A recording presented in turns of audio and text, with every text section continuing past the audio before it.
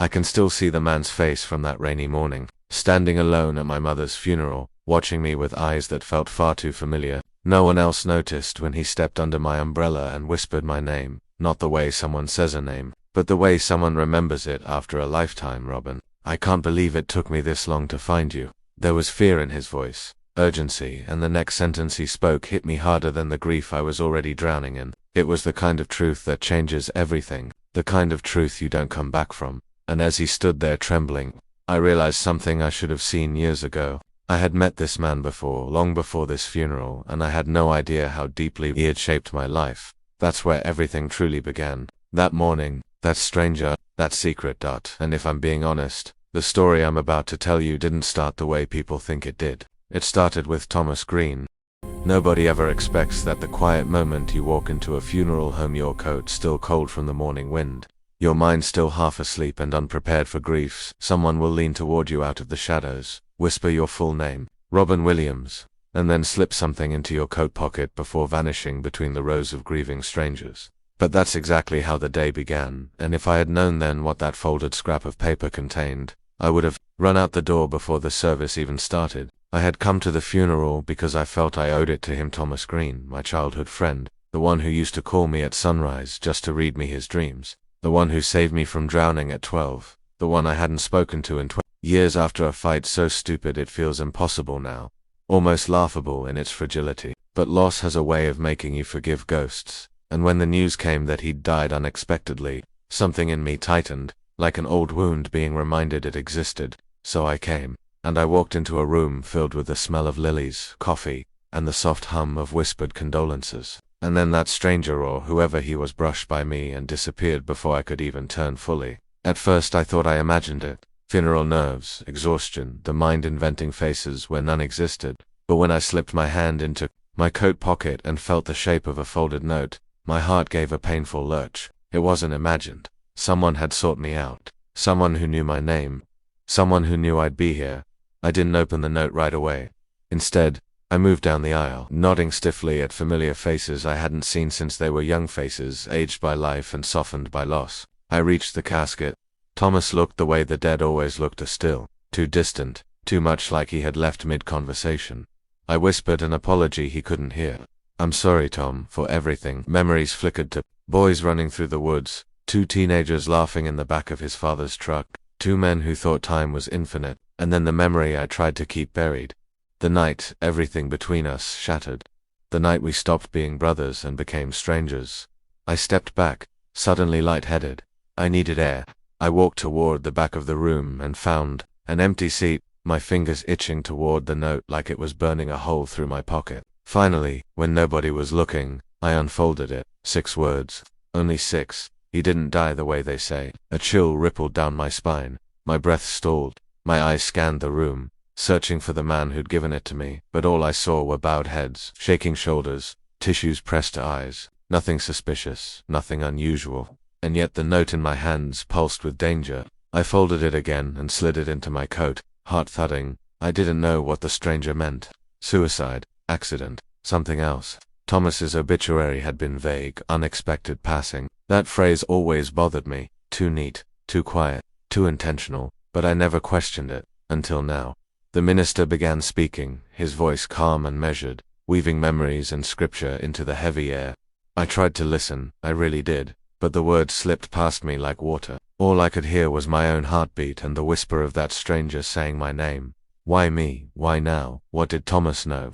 What did he hide? The questions tightened inside my chest like a fist closing slowly. Then something else happened. Something worse, something that made my blood run colder than the January wind outside. A woman entered late, slipping into the last row. I didn't recognize her, but when she lifted her head, her eyes found mine instantly, like she'd been searching for me. Her expression held something sharp, almost urgent. She didn't cry, didn't look at the casket, didn't greet anyone. She just stared at me, unblinking, and then she mouthed something. 3 silent words. "Do not leave." My breath caught. Who was she? How did she know me? And why did her warning feel like a command rather than advice? When the service ended, people rose slowly, hugs were exchanged, stories were shared. I stayed seated, watching the woman. She didn't move, didn't approach. She only watched me, like a hawk waiting for a shift in the wind. I stood, she stood, I walked toward the exit. She followed. We stepped into the cold air, and for a moment the snowflakes drifting from the gray skies softened the tension. She approached me slowly, carefully, as if sudden movements might shatter something fragile between us. When she stopped in front of me, she spoke in a voice low enough only I could hear. "Robin, you should have come sooner." Her familiarity unsettled me. "Do I know you?" She shook her head. "Not yet, but Thomas wanted you to." My confusion deepened. "He mentioned me." "Not in years," she said softly. "Until last week." Last week? My chest tightened. Thomas hadn't reached out to anyone in years. "What did he say?" I asked. She looked down, swallowing. "He said you were the only one who could understand. The only one who'd know what to do if something happened." I shook my head. "About what? What was he talking about?" Her next words shattered me. "He said he was being followed." The ground seemed to shift beneath me. "Followed by who?" She hesitated. "He didn't know, but he said he made a mistake years ago. A big one. One that involved you." A cold knot formed in my stomach. "That's impossible. We haven't spoken in decades." "I know," she whispered. "That's why he was scared." Before I could question her further, she pressed something into my hand, a small envelope, thicker than the first. "He left this for you. Told me to give it to you if anything happened." My pulse hammered against my ribs. "Why me?" Her eyes softened with something like pity. "Because you were the last person he trusted." Before I could ask another question, another voice cut through the air behind me. A familiar one. One I hadn't heard in 24 years. A voice that pulled every muscle in my body taut. "Robin."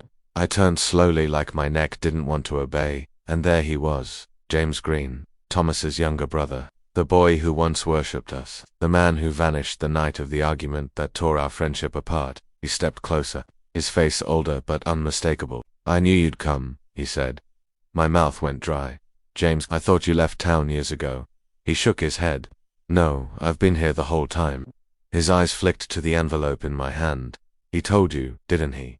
"Told me what?" James swallowed. "About the night everything ended." My heart pounded. "I don't know what you're talking about." Thomas never stopped. James's voice cracked sharply. "He should have told you 30 years ago. But he didn't. And now he's dead because of it." The woman behind me flinched at his words, but James stepped closer, eyes burning. "You think he died in his sleep?" he whispered. I froze. James leaned in. "No, Robin, they killed him." The envelope suddenly felt heavier in my hand. "Who?" I whispered. James's face twisted. "The same people who burned down our house." A bolt of cold shot through me. My breath stuttered. "No," I whispered. "That was an accident." James shook his head. "You saw the flames, but you didn't see the men who started them." I felt dizzy. "James, stop." He grabbed my coat sleeve, eyes wide and terrified. "You were there that night, Robin. You saw something. You buried it. You both did. You and Thomas. But someone never forgot." "James, they followed him," he said urgently. "They found him, and now they'll come for you." Before I could react, before I could breathe, before I could process anything, a car engine roared to life in the parking lot. James's head snapped toward the sound. His face went pale. "They found us," he whispered. Then, without warning, he shoved me backwards. A shot rang out. The sound exploded through the cold morning air, echoing through the cemetery, through my bones, through the past I thought I buried forever, and James collapsed at my feet. The sound of the gunshot ripped the air apart so violently that for a moment my brain refused to understand what had happened, and all I could see was James Green's body folding into the snow like a marionette, whose strings had been cut, his breath leaving him in one sharp gasp as his blood spread across the frozen ground, blooming outward like a terrible red flower melting into white, while the world around us went silent except for the echo of the shot bouncing between the gravestones. I stumbled forward, my knees nearly giving out, my hands trembling so violently I couldn't steady them as I pressed them against the wound in his chest, even though my mind already understood that no amount of pressure could stop a wound like that. His eyes fluttered open, struggling to focus, and for a single horrible moment I saw the boy he once was, the kid who'd followed Thomas and me through the woods, laughing at jokes he barely understood, desperate to belong to our small universe. His lips parted, and he tried to speak, a faint whisper escaping through a wet gurgle. "Run," he breathed. "Robin, run." I shook my head helplessly, leaning closer. "I'm not leaving you, James. Stay with me." His hand twitched weakly, gripping my coat with fading strength. "They're coming," he choked. They never stopped. His breathing stuttered, his eyes drifting upward as if following something only he could see. "Tell him, I'm sorry." "Tell who?" I whispered desperately. but his hand slipped from my coat, his eyes went still, and everything inside me collapsed. I didn't have time to process it. The car engine that had roared seconds earlier screeched again, tires grinding against the icy pavement as the black sedan whipped around, its headlights slicing through the fog and directly onto me. Panic surged through my veins like electricity. I jumped up, slipping on the snow as I backed away from James's body, my lungs burning with cold and fear. The car lurched forward, accelerating, closing the distance. I sprinted toward the side of the funeral home, stumbling across patches of ice, weaving between rows of tombstones as the engine roared behind me. Shouts echoed from the cemetery entrance, people panicking, scattering, but the car didn't slow. It wasn't chasing them, it was chasing me. My boots crunched violently as I slid behind a tall monument, pressing my back against the cold stone while my breath came out in loud, terrified clouds. The sedan skidded to a stop yards away. A door opened, quiet footsteps, controlled, cold, professional. I could feel the weight of danger pressing through the fog. I crouched lower, praying the pounding of my heart wasn't loud enough to betray me. The footsteps paused. A voice called out deep.com/calculated. Robin Williams. My blood turned to ice. Somehow hearing my name spoken aloud in that voice was more terrifying than the gunshot itself. You shouldn't have come back, the man said. James warned you. My throat tightened. I stayed silent. A pause. This doesn't have to end badly, he continued. Just give us what Thomas left you. My pulse spiked. I didn't even know what Thomas had left me. Just the envelope sitting inside my coat. He wasn't asking. He was ordering. It's the only way this stops, he said. I swallowed hard, glancing down at the thick envelope clenched in my fist. I didn't know what was inside, but I knew giving it to them would be a mistake I wouldn't survive. I couldn't move, couldn't breathe. The footsteps began again, closer, slower, deliberate. I scanned the ground desperately for anything at all that could give me time. My eyes landed on a small, broken stone angel toppled beside the grave. I grabbed it, not as a weapon, just as a distraction. When the footsteps rounded the corner, I threw the stone in the opposite direction with all the force I had.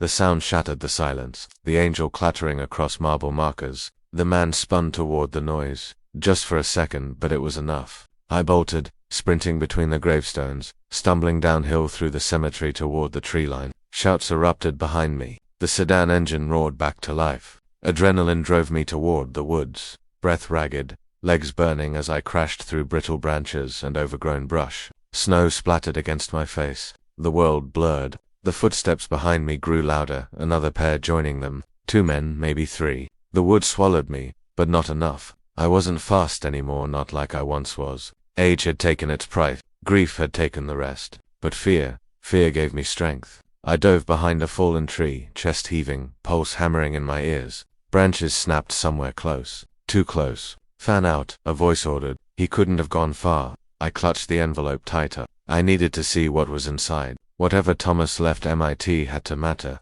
I ripped it open, my shaking fingers pulling out a single photograph and a folded piece of paper. The photograph hit me like a punch. It was old, decades old, grainy, but clear enough to recognize the people in it. Me, Thomas, and standing beside us, someone I thought I'd never see again. Someone who vanished the same night their house burned down. Someone who wasn't supposed to be alive. My breath caught. No, I whispered. But before I could process it, before I could even unfold the paper, a branch snapped so close I felt the vibration through the ground. I shoved the items back into my coat and crawled deeper into the brush, keeping low, keeping silent. The men moved past slowly, scanning with flashlights. Light flickered inches from my face. I held my breath until my chest hurt, and then some merciful miracle they kept moving. Voices faded. Footsteps grew distant. After what felt like an hour but was likely minutes, the woods fell silent again. My muscles trembled as I stood. I needed to get somewhere safe. Somewhere invisible. Somewhere nobody would think to look. I moved deeper into the forest until the trees thickened and the world grew darker. When I finally felt certain I wasn't being followed, I stopped beneath the old Ridgewood water tower, the same one from my childhood, its rusted frame looming overhead like a skeleton reaching for the sky. I sat beneath it, hands shaking so violently I could barely hold the photograph. The edges were worn, fingerprints stained the corners. Someone had touched this recently, someone who wasn't supposed to exist. The figure in the photo, standing next to Thomas and me, it was her brother, the one she always protected, the one she told me never to mention, the one who disappeared the night she died, except he hadn't disappeared. He'd been hidden, buried, erased. just like the truth of the fire, just like Thomas. And now, just like James. My throat tightened painfully. The folded paper inside the envelope felt heavier now, almost humming with significance. I unfolded it slowly, scared of what it might confirm. A single sentence stared back at me in Thomas's handwriting, and Evan rushed, terrified. And they're using him. The world tilted. My breath hitched. Memories collided, her screams, the fire, the shadow moving inside. The way Thomas had grabbed my arm that night and whispered, "Don't look." For years I tried to remember what I saw in that burning hallway. A silhouette, a figure, a voice I couldn't quite place. But now the pieces rearranged themselves. Someone had pulled me out of the fire, someone had saved me, and someone had returned to finish the job 30 years later. My hands shook as I whispered the realization aloud. It was him. He saved me. But if he saved me, why was he hunting me now? A rustle snapped my head up. A figure emerged from the fog, tall, still watching me. My heart crashed in my chest. I backed away instinctively.